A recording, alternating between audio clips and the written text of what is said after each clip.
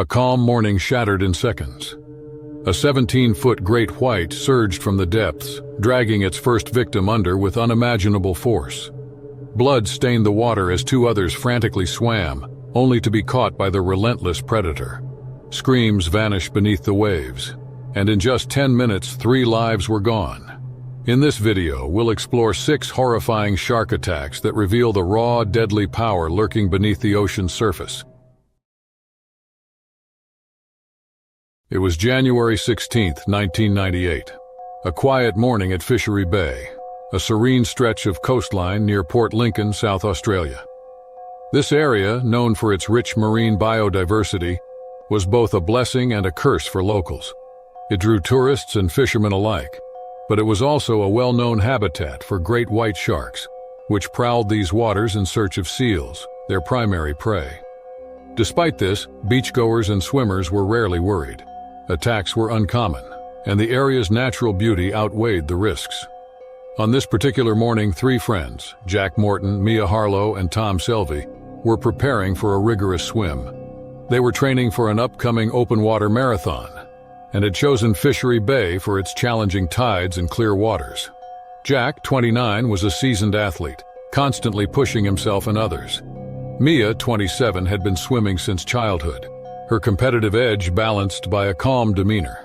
Tom, 28, was easygoing, often joking that he preferred the beach to the water but always kept pace with his friends.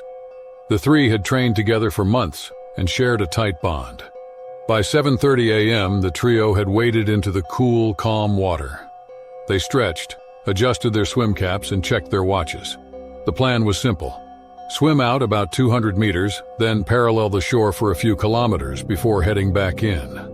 A few fishermen on the nearby jetty gave them a friendly wave, their lines cast into the deeper water. The first part of the swim could have been more uneventful. They moved in synchronized strokes, the rhythm of their breathing matching the gentle lapping of the waves. Jack led the way, with Mia and Tom following close behind. The water was clear enough that they could occasionally glimpse fish darting below them. The shore grew distant as they pushed further out, their focus on their form and pace. Unbeknownst to them, a 17-foot great white shark was moving in the depths nearby. Great whites were ordinary in these waters, often patrolling the coastline for seals. While attacks on humans were rare, their immense size and power made any encounter potentially fatal. This particular shark, later estimated to weigh over 2 tons, was likely closer to shore due to shifting prey patterns and warmer water temperatures. It was a silent hunter, its movements efficient and calculated. Around 8 a.m., disaster struck. Jack was slightly ahead of Mia and Tom, his powerful strokes cutting through the water. Suddenly, the shark surged upward from below with astonishing speed. It hit Jack with such force that his body disappeared in an instant. The shark's jaws clamped down, pulling him underwater in a massive splash. Mia and Tom stopped, turning toward the commotion, confusion and fear spreading across their faces. For a brief moment, the water went still, but a reddish cloud began to spread where Jack had been. Mia and Tom hesitated, frozen in shock. Then, realizing what had happened, they started swimming frantically toward the shore, their arms and legs thrashing as they tried to put as much distance as possible between themselves and whatever had taken Jack. The shark, however, still needed to be finished. Attracted by the vibrations from their frantic movements, it circled back. Sharks could sense even the slightest movement through their lateral lines, and the thrashing of the swimmers likely triggered their hunting instincts again. It closed in on Mia, who was slightly behind Tom. With another powerful strike, it grabbed her from below, its massive jaws clamping down around her midsection. Mia disappeared beneath the surface, the water erupting in another violent splash. Tom glanced back, his face twisted in horror as he realized Mia was gone. Panic overwhelmed him, and he pushed himself harder, his strokes growing erratic as he desperately tried to reach the shore. He was now alone, the only remaining target. The efficient and relentless shark turned its attention to Tom. It moved quickly, its dorsal fin briefly breaking the surface before submerging again. Tom had almost no time to react before it struck. Witnesses on shore later described seeing a large splash, followed by the water churning red. Within moments, Tom was gone too, pulled under by the same predator that had taken his friends. The attack lasted less than 10 minutes, but it felt like an eternity for those who saw it from the beach. Ed Thompson, a fisherman who had been casting his lines from the jetty, was one of the first to notice something was wrong. He later recounted how he saw Jack disappear, followed by the chaotic movements of Mia and Tom. He yelled for help, but there was little anyone could do. By the time a rescue boat was dispatched, it was too late. When authorities arrived, they found no trace of the swimmers other than torn swim caps and goggles floating in the blood-streaked water. Marine experts were called in to investigate, and based on the size of the bite marks on recovered debris, they identified the predator as a giant great white shark. Such massive sharks, while not unheard of, were rare, and their aggressive behavior was attributed to possible environmental stressors, such as food scarcity or warming waters pushing prey closer to human activity zones. For the local community, the tragedy was a grim reminder of the risks of living near the ocean.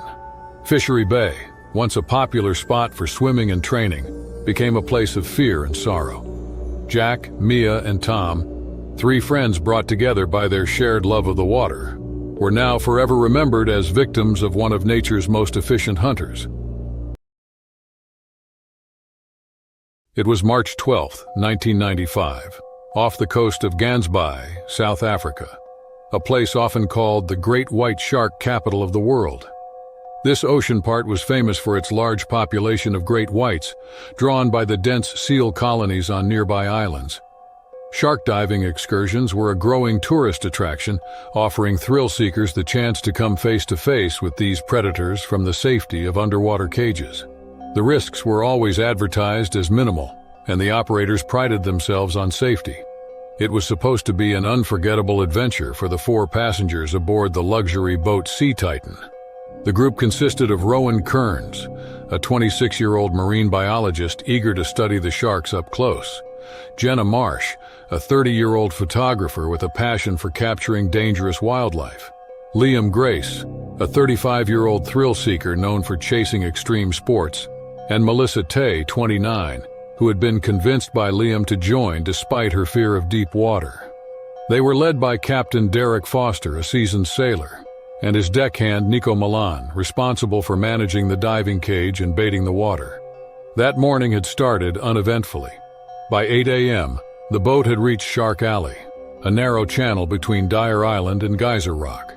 The waters here teemed with seals. Where there were seals, there were sharks. Rowan was particularly excited. He had spent years studying great whites in controlled environments as a biologist, but this was his first time observing them in their natural habitat.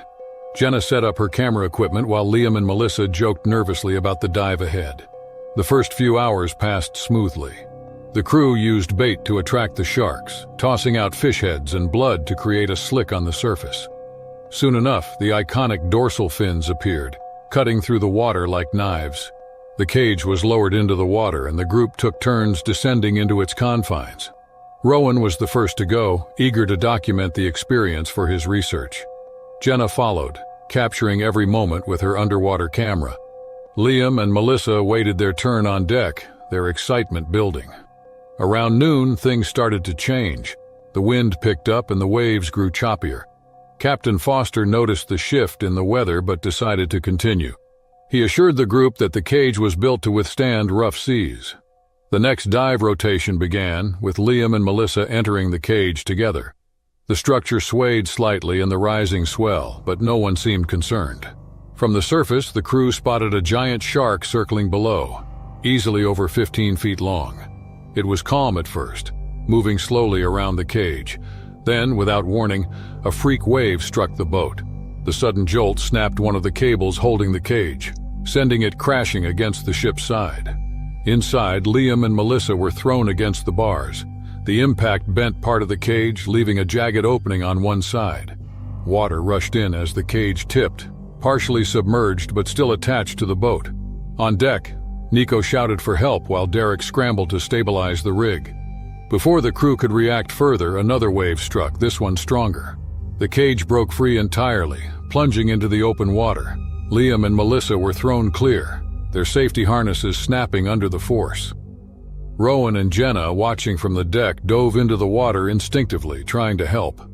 The 4 divers were now adrift, separated from the boat and exposed. It was at that moment that the giant shark returned. This time its behavior was different, more aggressive. Experts would later theorize that the chaos in the water, combined with the scent of bait, had triggered its predatory instincts. The shark struck first at Liam, its massive body surging through the water with terrifying speed. He tried to swim away, but there was no chance. The shark's jaws closed around him, pulling him under in a cloud of blood. The others screamed, though the water muffled the sound. Melissa was next, struggling to stay afloat as the waves pushed her further from the others. The shark turned quickly, its movements efficient and deadly. It grabbed her by the leg, dragging her down as she clawed at the surface. Within moments, she too was gone. Rowan and Jenna swam toward the wrecked cage, clinging to its bent frame for support. The shark disappeared briefly, circling below them like a shadow. Rowan shouted to Jenna to hold on, but the current was strong, and she struggled to keep her grip. The shark returned, this time aiming for the cage itself. It rammed the structure, nearly knocking Rowan off. Jenna lost her grip and was swept into the open water. She tried to swim back, but the shark was too fast. It attacked with brutal force, dragging her under before Rowan could reach her. He clung desperately to the cage, the metal cutting into his hands as he held on. The shark circled again, its dorsal fin slicing through the water only a few feet away. It seemed like it would strike again for a moment, but then it turned and swam off, disappearing into the depths. Rowan was left alone, shivering and bleeding as he clung to the wreckage. The boat eventually managed to reach him, and he was pulled aboard by Derek and Nico, who had been frantically trying to maneuver closer throughout the ordeal. The relief was overwhelming, but so was the silence. Rowan was the only survivor. In the weeks that followed, Rowan wrestled with his guilt. He replayed the events over and over, questioning every decision. Why had he survived when the others hadn't? He also couldn't stop thinking about the shark's behavior. Great whites were powerful and dangerous, but this level of aggression was unusual. Rowan began investigating, using his connections in the scientific community to explore possible explanations. Some researchers pointed to overfishing, which had depleted the shark's natural prey and might have driven it to take more risks. Others mentioned underwater noise pollution from ships, which could disrupt shark behavior. Rowan even considered the possibility of chemical changes in the water caused by pollution, which might affect the shark's senses. The more he learned, the more he realized how fragile the balance between humans and nature was. Though the answers didn't bring back those lost, Rowan couldn't ignore what he had uncovered. The ocean was changing, and so were its most fearsome inhabitants. It was February 25, 2000, and the sun rose over Hanalei Bay in Kauai, Hawaii. The tiny crescent-shaped beach was a favorite for locals and tourists alike. It was known for its calm waters, perfect for paddleboarding and snorkeling. The bay was rich with marine life, from vibrant fish to sea turtles gliding under the surface. While shark sightings were rare, this part of the Pacific was still home to several species, including tiger sharks, reef sharks, and the occasional great white. The locals respected the ocean and its creatures, knowing that the waters, while beautiful, belonged to them first. On this day, Claire Norwood, a 31-year-old solo traveler from Vancouver, Canada, was making the most of her last morning in paradise. She had arrived a week earlier, fulfilling a lifelong dream of visiting Hawaii. Over the past few days, she explored lush trails, visited hidden waterfalls, and marveled at the island's beauty. Paddleboarding in Hanalei Bay was her way of saying goodbye to the trip of a lifetime. Claire wasn't an experienced paddleboarder, but the bay's reputation for gentle waters made it seem like the perfect activity to end her vacation. Claire rented a board from a small shop near the beach, chatted briefly with the owner, and carried it to the shoreline.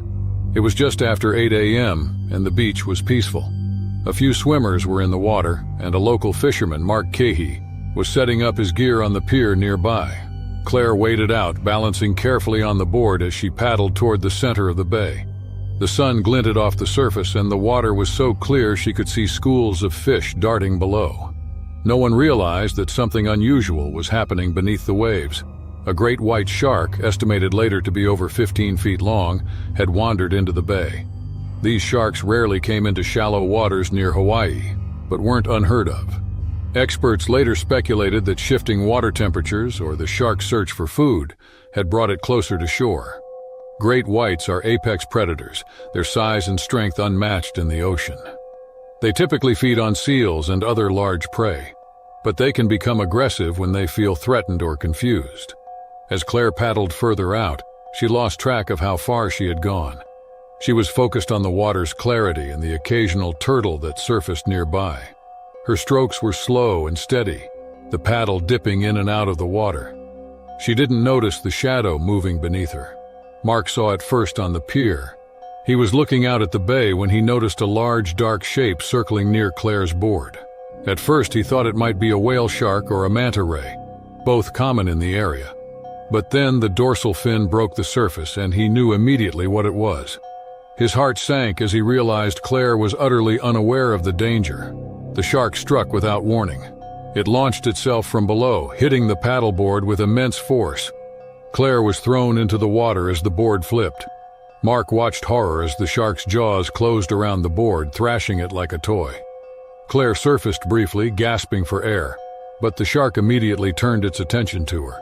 She tried to swim back to the overturned board, but the shark was faster.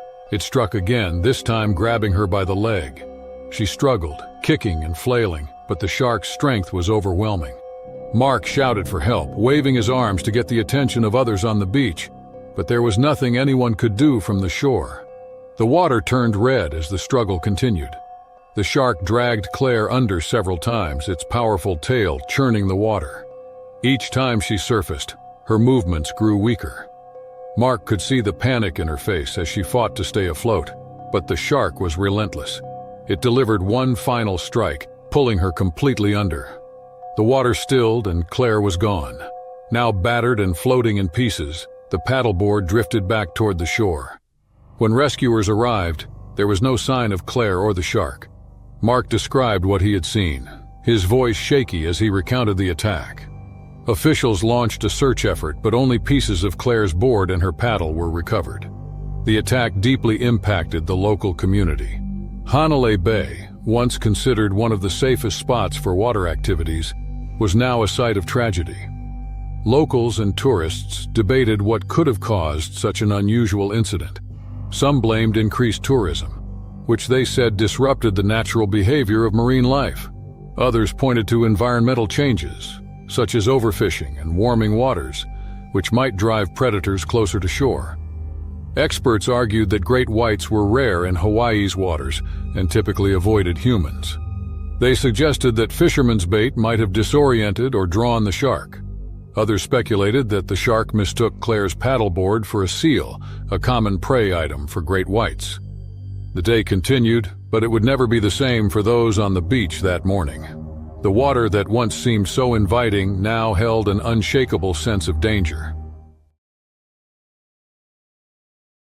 The morning of July 4th, 1997 started like many others at Clearwater Beach, Florida. The long stretch of sand was already filling with tourists and families eager to celebrate Independence Day.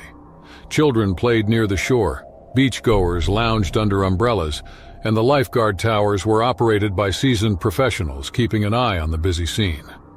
Clearwater Beach was famous for its calm, warm waters and soft sands, making it one of Florida's most popular destinations. Among the lifeguards was Alan Beckett, a 58-year-old veteran of the trade. Alan had worked at Clearwater Beach for nearly 35 years, becoming a beloved figure among locals and visitors alike. Known for his calm demeanor and sharp instincts, he had saved countless swimmers from dangerous currents and sudden storms over the decades. Today was his last day on the job. His retirement party was planned for later that evening, and Alan had promised his wife that this would be the last summer he spent in the tower. By mid-morning, the beach was crowded. Families splashed in the shallow water while jet skis and parasailers dotted the horizon. Alan, perched in Tower 4, scanned the surf with practiced eyes.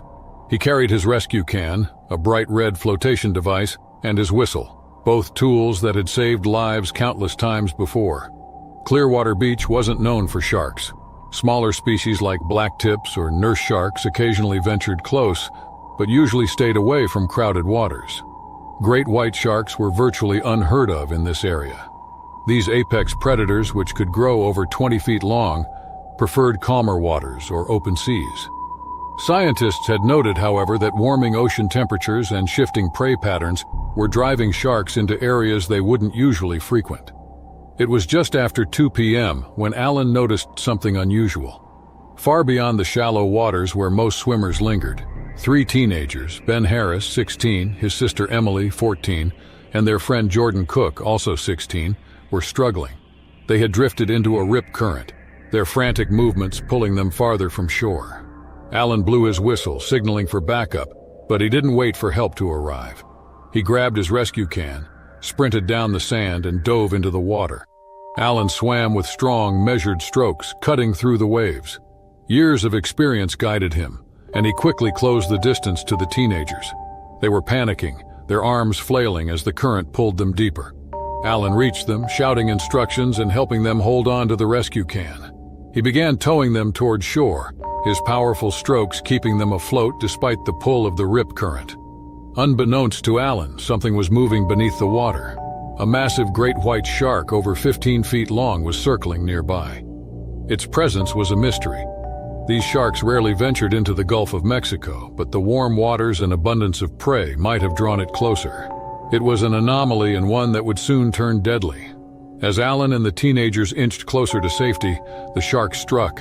It came from below, its immense body surging upward with terrifying speed. Alan felt the impact first. The shark's jaws clamped onto his leg, dragging him under. The force pulled the rescue can from his hands, leaving the teenagers floating helplessly. Alan fought back, kicking at the shark and using the rescue can to strike it. The teenagers screamed, their voices barely audible over the crashing waves. The shark released Alan briefly, circling him before attacking again. Blood clouded the water, and Alan's leg was severely injured, but he didn't stop. He yelled for the teenagers to swim toward shore while he distracted the shark. The shark lunged again, its powerful tail creating a surge that pushed Alan closer to the teenagers. He shoved the rescue can toward them, urging them to grab onto it.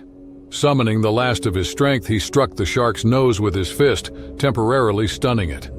The teenagers began swimming, their fear and adrenaline driving them toward the beach. Alan, however, was too weak to follow. The shark returned, delivering a fatal bite to his torso. He slipped beneath the surface as the teenagers reached the shallow water. Lifeguards and bystanders rushed into the surf, pulling the kids to safety and scanning for Alan. Boats and jet skis were dispatched, and the search for Alan began immediately. Hours later, his body was recovered. The bite marks confirmed what many had feared: a great white shark. An unexpected visitor to these waters had been responsible. The beach was closed for the rest of the day as news spread. Alan Beckett's actions saved the lives of 3 teenagers, but at his own cost. Those who knew him weren't surprised by his heroism. Alan had spent decades risking his life for others, and he had done so again, even on the day he was supposed to hang up his whistle for good. While the tragedy left the community mourning, it also raised questions. Scientists noted that shark sightings in unusual areas were becoming more common. Warming waters and depleted fish stocks might have forced the great white closer to shore in search of food. The balance between human activity and wildlife was changing, and the ocean's apex predators adapted in fascinating and frightening ways. For those at Clearwater Beach that day, the image of Alan diving into the waves, determined to save 3 lives, would never be forgotten. On May 18, 2001, the sun rose over 4 Mile Beach Surf near Santa Cruz, California. The beach was alive with activity, as it always was on a spring morning. Locals and visitors alike came for the consistent waves and natural beauty, a spot cherished by surfers and adventurers. The area was known for its rampant marine life: seals lounging on nearby rocks, schools of fish darting through the shallows, and on rare occasions, sharks prowling the deeper waters. Though sightings of great whites weren't common here, the Pacific waters off California were part of their natural range. Great white sharks, apex predators that could grow over 16 feet long, had been increasingly drawn closer to shore in recent years. Experts believed warmer waters and shifting prey patterns were responsible, though attacks on humans remained rare. Three friends, Josh Calhoun, Emily Foster, and Tyler Hayes, set out that day for what they thought would be a fun and creative project. In their early 20s and full of enthusiasm, they had come to 4 Mile Beach to record the first episode of their podcast, Wave Riders. The concept was simple: explore adventure sports, share stories, and inspire others to get outside. Surfing was their first topic, a natural choice for the trio who had grown up riding these same waves. Josh, 24, was the outgoing leader of the group, the one who always pushed for more significant ideas. Emily, 22, was a fearless adventurer, willing to dive into anything new. Tyler, 23, was the tech-savvy organizer who ensured their equipment worked and their ideas came together. That morning, the conditions seemed perfect. The waves rolled steadily, the water was calm beyond the break, and only a few other surfers dotted the horizon. They strapped microphones to their wetsuits, checked their boards, and waded into the cool Pacific. As they paddled out, their microphones captured the lighthearted banter and laughter that came so quickly between them. They talked about shark attacks as a joke, dismissing the odds of such an encounter as 1 in a million. None of them imagined that those odds would collapse into a nightmare. The group reached the break and floated beyond it, waiting for the next set of waves. Josh led the way, always the first to charge forward, with Emily and Tyler close behind. Tyler stayed slightly back, checking the audio to ensure the recording was clear. For a while, everything felt like a typical day on the water. The boards rocked gently under their weight, and the conversation drifted between excitement and planning for future episodes. The first sign of trouble was subtle. A ripple passed beneath Josh's board, too large and steady to be caused by a wave. Tyler noticed it but assumed it was nothing, maybe a seal or a school of fish. Then, without warning, the water erupted. A massive white shark surged upward from the depths, striking Josh's board with incredible force. The impact sent Josh flying into the water, his board flipping into the air before crashing down, broken in two. For a second, everything seemed to freeze. Emily and Tyler stared, stunned, as Josh disappeared beneath the surface. The water churned violently, and a deep reddish cloud began to spread. Then Josh surfaced, gasping for air and thrashing wildly. His eyes were wide with terror as he screamed for help. The shark came again, its enormous body cutting through the water with terrifying speed. Its jaws clamped onto Josh's torso, pulling him under in a single assertive motion. Emily paddled toward him instinctively, her face pale but determined. Tyler shouted for her to stop, his voice shaking, but she didn't hesitate. As she reached the spot where Josh had gone under, the shark returned, its dorsal fin slicing through the surface like a blade. Emily screamed as the predator struck her board, flipping her into the water. She splashed frantically, trying to climb back onto the board, but the shark was too fast. It struck again, this time grabbing Emily by the leg. She thrashed and kicked, trying to free herself, but the shark's grip was unrelenting. The water turned red around her as she was pulled under. For a moment she surfaced, her hands clawing at the waves before she disappeared completely. Her broken board floated aimlessly, drifting toward Tyler, who was frozen and unable to move. The shark circled again, its massive body moving with calm precision. Tyler finally snapped into action, paddling desperately toward the shore. His arms burned with the effort, and his breath came in ragged gasps. He glanced back only once and saw the fin following him, closing the distance.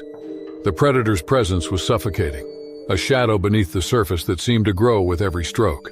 The shark slowed as Tyler neared the shallows, the water becoming too shallow for its enormous body. Tyler stumbled off his board, collapsing onto the sand as onlookers rushed toward him. He turned back, scanning the horizon for any sign of his friends, but the ocean was empty except for the floating remains of their boards. The water, once so inviting, now seemed alien and cruel. Rescue boats arrived quickly, scouring the area for any trace of Josh or Emily. They only found pieces of their broken boards and a few shreds of a wetsuit. The attack was later confirmed to have been the work of a 16-foot great white shark, a massive specimen for the area. Experts theorized that the abundance of seals near the coast had drawn the predator closer to shore, though no one could explain its aggressive behavior that day. Tyler was left to grapple with what had happened. The microphones strapped to their wetsuits had recorded everything: the splashes, the screams, and the shark striking. The raw audio became the foundation of their podcast, transforming wave riders into something entirely different. What started as a celebration of adventure became a haunting chronicle of survival and loss. The story gained national attention, sparking debates about shark conservation, human intrusion into marine ecosystems, and the risks of exploring the natural world. For Tyler, it was a constant reminder of the fragile line between wonder and terror, highlighting the unpredictable power of nature and the delicate balance humans must navigate. The vast and mysterious ocean served as both a source of awe and a stark reminder of humanity's vulnerability in the face of its untamed forces. It was March 3, 1999, off the coast of Port Lincoln, South Australia, an area known for its rich marine biodiversity. The waters near the Neptune Islands were famous for great white sharks, but most sightings occurred closer to Seal Island, where the predators hunted their preferred prey. Further from these hunting grounds, the reef system, they were considered safer. Here, marine life thrived, with schools of fish, harmless reef sharks, and colorful corals creating a vibrant underwater ecosystem. That morning, a group of marine biology students from Flinders University had boarded the research boat Ocean Discovery. The trip was part of a semester-long project to study and tag small sharks that frequented the reefs. The students were eager and ready, with months of preparation behind them. The group included Sarah Mitchell, 21, a focused student with dreams of becoming a conservationist; Daniel Ross, 22, a strong swimmer with a passion for apex predators; and Hannah Kerr, 20, the youngest and most cautious of the group, who often stayed near the instructors during dives. Their instructor, Dr. Evan Greer, had worked in these waters for years. He assured the group that the area was safe, emphasizing that they were well outside the typical range of great whites. Their focus was on smaller species like gummy sharks and Port Jackson sharks, both harmless and abundant in these waters. By 10 a.m., the Ocean Discovery had anchored near a shallow reef. The conditions were ideal: calm seas, clear visibility, and a comfortable water temperature. The students donned their diving gear, double-checked their oxygen tanks, and prepared their tagging equipment. Spirits were high as they entered the water in pairs, descending into the reef's colorful landscape. Sarah and Daniel swam ahead, moving gracefully through the water, while Hannah stayed closer to Dr. Greer, her eyes scanning the unfamiliar environment. For the first half hour, everything went as planned. The students spotted a group of Port Jackson sharks resting near the coral and successfully tagged two. Schools of fish darted around them, flashing silver and blue as they moved in synchronized patterns. The divers signaled to one another, communicating their excitement as they continued their work. But then, something changed. The schools of fish began to scatter, moving in chaotic bursts as if fleeing from something unseen. The smaller reef sharks, typically curious about divers, vanished into the deeper waters. The once serene reef felt different, its energy tense and uneasy. Dr. Greer noticed the shift and gestured for the group to stay close. Then, from the corner of their vision, the shadow appeared. At first, it was just a faint blur in the distance, but its massive size became apparent as it drew closer. It was a great white shark, easily over 15 feet long, moving with the slow, deliberate grace of a hunter. Great whites were known for their solitary nature, and seeing one this far from its usual hunting grounds was rare and alarming. The group froze, their training urging them to remain calm and avoid sudden movements. The shark circled once, its cold black eyes scanning the divers before disappearing into the blue. The water was still for a moment, and the group began to ascend slowly, mindful of the pressure changes. But the sense of danger lingered. Halfway to the surface, the shark returned. This time, its approach was more aggressive. It surged toward the group, forcing them to scatter. Sarah, Daniel, and Hannah swam as fast as they could toward the boat's safety, their breaths quickening as adrenaline took over. Dr. Greer followed closely, signaling for them to stay together. Hannah, the least experienced diver, needed help to keep up. She had descended deeper than the others during the tagging session and couldn't ascend too quickly without risking decompression sickness. The shark seemed to sense her vulnerability. It turned its massive body toward her, swiftly closing the distance. The others reached the surface, bursting into the open air as they shouted for help. The boat's crew scrambled to pull them aboard, but their attention remained fixed on the water below, where Hannah struggled to ascend. The shark struck before she could reach the surface. Its jaws clamped onto her leg, dragging her downward in a violent burst of motion. Blood clouded the water as Hannah thrashed against the predator's grip, her movements frantic but futile. The shark released her briefly, only to strike again, pulling her deeper. From the surface, the students and crew watched helplessly, their screams drowned out by the sound of waves. Dr. Greer dove back in, desperate to save Hannah, but the shark had disappeared, taking her with it. The water around him was still and empty, except for the spreading cloud of red that marked where she had been. He returned to the boat, his face pale and stricken with shock. The students sat in stunned silence as the boat raced back to shore. The tragedy was beyond anything they had imagined when they set out that morning. The safety of the reef and the calm of the water had all been shattered instantly by the presence of a predator that didn't belong there. The following days, experts reviewed the attack to understand why the great white had ventured into the area. They analyzed environmental data, suggesting that changes in water temperature due to climate shifts and fluctuations in prey availability might have driven the shark closer to the reef, disrupting its usual patterns. The presence of seals in nearby waters could have lured it in, or perhaps increasing human activity. Boating, fishing, or coastal development had subtly altered the ecosystem in ways no one fully understood. The incident reignited discussions about the impact of human actions on marine environments and the challenges of coexisting with apex predators in shared spaces. For Sarah and Daniel, the events of that day left scars far more profound than the immediate physical danger they had faced. The sudden violent loss of their friend was a stark and painful reminder of the ocean's unpredictability and the fragile relationship between humans and the natural world. Each wave now seemed to carry a weight of memory and fear, forcing them to grapple with their place in an environment where awe and peril were inseparable.